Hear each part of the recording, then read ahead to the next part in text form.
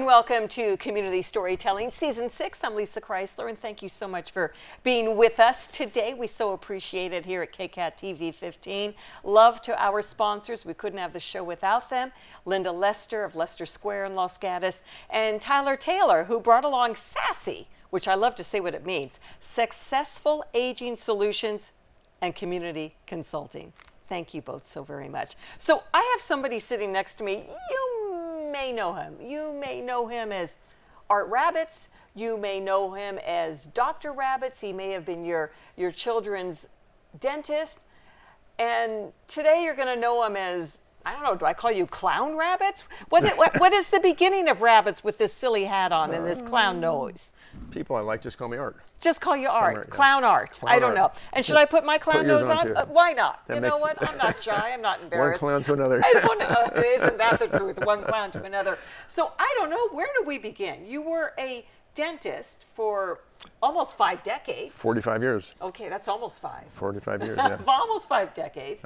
And in San Jose and Los Gatos? In San Jose. My son's in Los Gatos. He bought the business. But they told us when we retired to be sure to find something or else you're going to be very depressed. I think you did. So working with kids, you're kind of crazy and having fun anyways. And I know you used to walk in I had with a rabbit hat. ears. I had a rabbit hat because Dr. Rabbit's, and that was my... Absolutely. How'd you know that? I do my homework. I do my homework. No, I wore a rabbit hat, and and I had a beard at that time because beards were radical in the 70s. Yeah.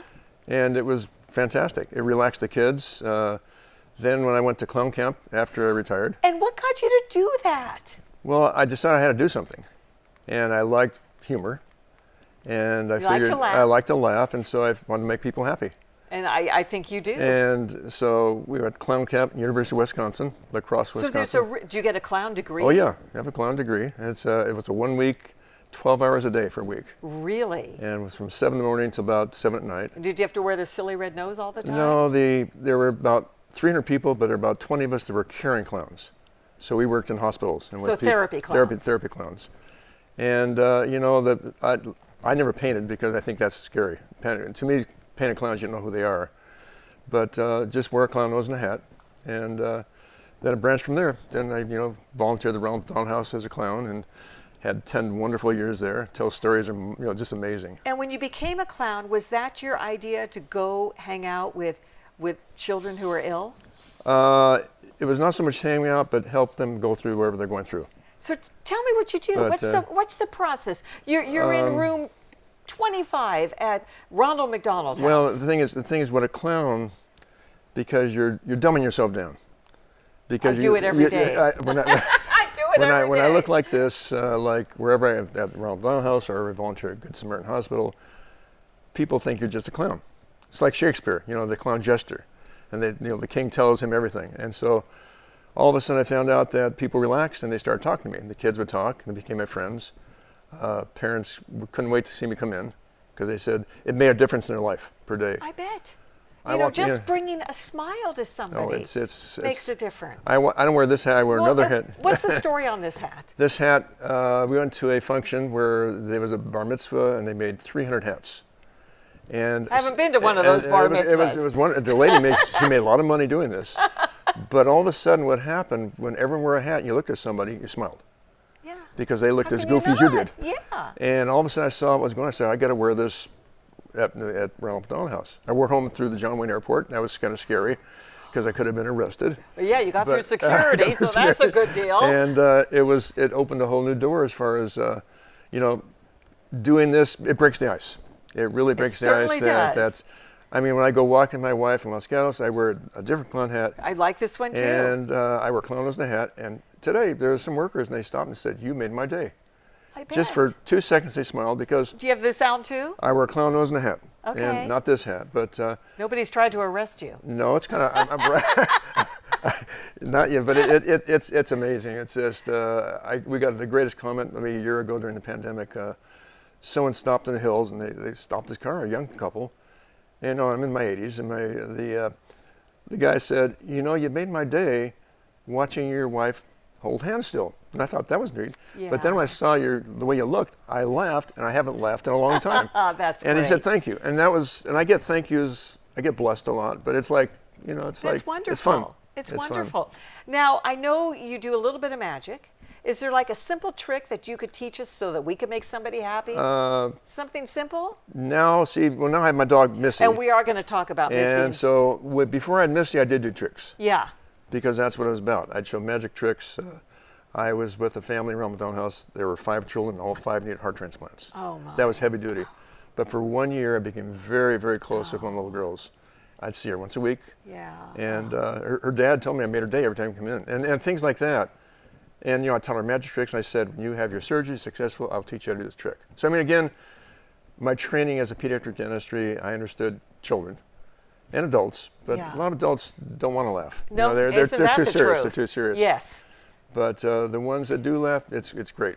So you don't do the magic anymore? You don't need to? Because Missy's taken over. So who is this gorgeous animal? She was going to be a seeing eye dog, and she got cut because she didn't make it, which is fine because then I got her as a therapy dog. Yeah. And stories, I guess a couple stories about her. There was one story at Good Samaritan Hospital where I'm leaving the hospital one day and there's a family outside the hospital. They're my age. Can you see my dad? Well, I figure if they're my age, their dad's going to be in his late 90s. So I said, sure, we'll go up and see him. The guy, he said, hasn't spoken in 2 weeks. So Missy has come in, I say chair, and she jumps up in the chair next to the patient. And she starts licking, the family's on one side of the bed, and she starts licking this guy's hand. He opens his eyes and starts talking to her. Oh. And when you see things like that, they can't believe it. But there's I could tell stories about an hour of things like that. But I bet. it's like, what I do is like cold calling. Some days nothing happens. Yeah. But then half of the work we do at Good Sam is for the staff. It's for the nurses, because they need a lot of help. I was going to say they deserve need it help. as much as a patient. Because they're hardworking. They are. They're, I guess, a very touching one time. I like to work labor and delivery because no infections in that area. And one day I go up there and they say, I don't know if you want to see this lady. She just lost her baby last night. Oh, no. So I said, sure. And so I go in there, and the room is dark, and we're not trying to make a level of this thing. I go in there with Missy, and I said to her, do you like dogs? She says, yes. I said, would you like Missy in bed with you? I said, sure. We were there for half an hour. She was holding Missy, crying. And it was a wonderful scene. I'm going to cry. When you see that, Lisa, it really is wonderful that you can't explain it unless you do it. I know. You really can't. I've had the stories on and on. There's some funny stories. One time I got in an elevator like this. And this is before I had Missy. Has security ever been called this on is what you? it was. There were 2 people in the elevator. There was the wannabe cop in the hospital and a janitor. The janitor looks at me and says, hi. Because I kind of, so I had some weird guy. The wannabe cop will not look at me in the face. Oh, my God. So all of a sudden, the elevator's going up. All of a sudden, his pager goes off. It says, Jim, we got a suspicious character in the hospital. Could you please go and find him? And I looked at him and said, I sure hope that's not me. And you can't make that up. You cannot make it. That's humor. I almost think you should do that every day because you know how you're in an elevator and nobody's looking at each other. Everybody's just got their head down. You could solve all that every day. No, I've done it for hospce. Going to Clown Cap, I'm a certified laughter leader. That's amazing. And I did it for our Rotary Club one time. Yeah, I know you're a member of Los Gatos Rotary. They have to ask me to do it. I'm not a show person. So if they want me to do it, Tina asked me, I said, would you ever? I said, sure, ask me. I'm not going to go say, I want to do it. Right, I get it. I'm not a show person. I get it. And the thing is, it's great because laughter changes the endorphins in us. It's a whole big thing. It is. Yeah. It's almost as important as medication it's more. sometimes, right? In Israel, there's hospital doctors are clowns. They get degrees in clowning. And the children there are getting well faster because they're helping the doctors with procedures. So have you ever seen any of your child patients in this getup and they say, whoa, Dr. Rabitz? In fact, at Ronald McDonald House, we used to make these hats.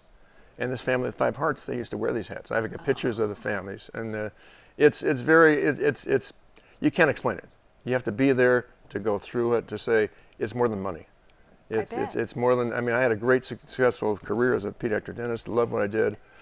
But doing what I know is like, unless you do this, you don't get it. I'm thinking this is much more rewarding. Very rewarding. It doesn't pay the bills, but it's, but you don't need to anymore. And some days nothing's happening. Yeah, and that's okay. And then some days I walk into they're not dealing with children at Good Samaritan Hospital anymore, so they're mainly seeing adults. And so they're putting the children for surgery in the adult pre-surgery ring. And this is kind of scary. So I come in with, this is about a month ago, we come with Missy and I come in. I wear this get up there, so I'm the front person.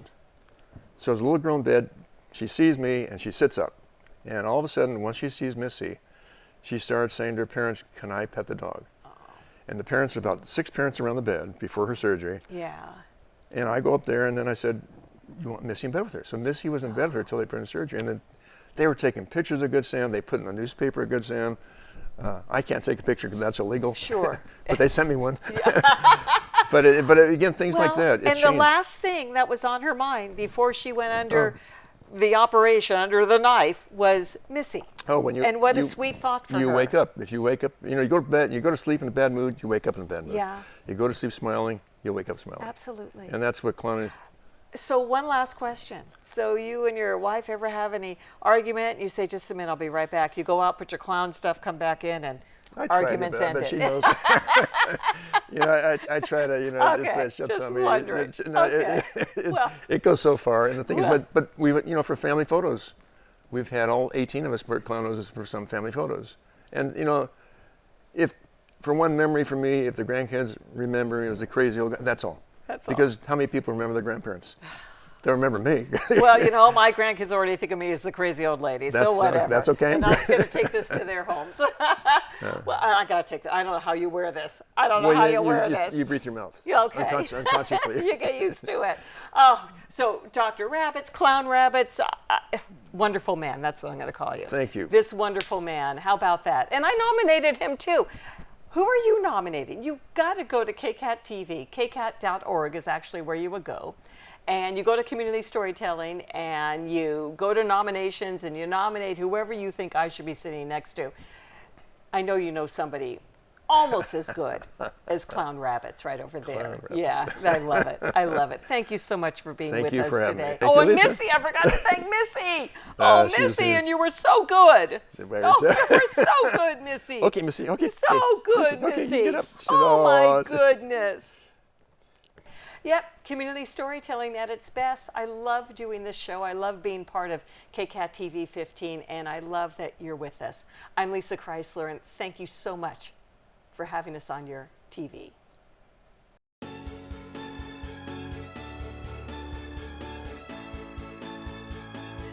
Come walk with me through Leicester Square, where, as Mr. Rogers would always say, it's a beautiful day in the neighborhood, and it's always a beautiful day in Leicester Square. We're located at the corner of Los Gatos Boulevard and Blossom Hill Road, and there is so much variety here in Leicester Square. I think you can probably find anything you need.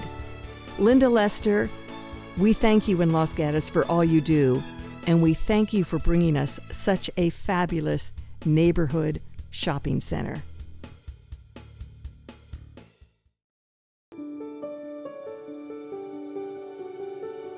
Successful Aging Solutions and Community Consulting, also known as SASCC, or as we like to say SASSY, has been serving the needs of the 55-plus population for over 40 years. They're the team that created the Ride Senior Transportation and gives us the Outlook Community newspaper. Learn more about their mission to make life better for all ages at www.sascc.org. And we thank Sassy for supporting KCAT TV 15.